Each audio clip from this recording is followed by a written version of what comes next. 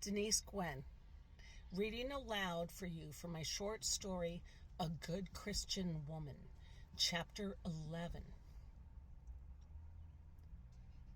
"Good night, my sexy lady," Ben said. "I wish you could stay." "So do I," he growled. "But your mother wouldn't appreciate me sharing your bed. Not when she's in it."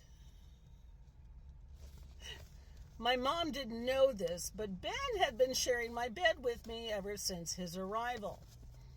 My mother and stepfather were sleeping in my room tonight, and I'd been relegated to a small bedroom with a twin bed.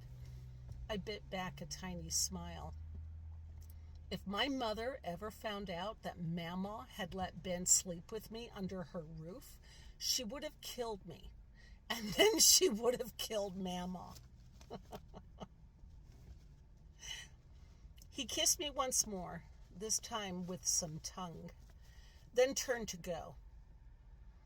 "Hey," I said, "if you decide to take a shortcut and walk across the river, be careful, okay?"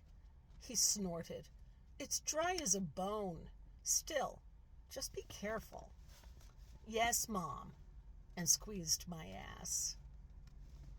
I was giggling as he opened the door and walked away, but the smile faded from my lips as I stood at the window and watched him until I couldn't see him any longer. I was tired and a little bit drunk. Okay, I was more than a little bit drunk. Okay, I was drunk, but something tugged at me. I needed to talk to Mama. At last I found her at the kitchen sink, up to her arms in warm, soapy water. She stared dreamily out the window. "Mama?" "Yes, honey?" Well, Magda and Irene were saying some things about Mrs. McClintock." Mama didn't move. "They don't like her."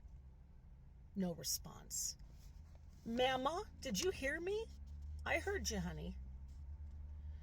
She turned to look at me, and the expression in her eyes frightened me. "Mama, are you okay?" She placed the last dish out to dry on the counter, pulled out the stopper, and lifted her hands from the soapy water. She leaned her back against the sink and faced me with her gaze cast downwards.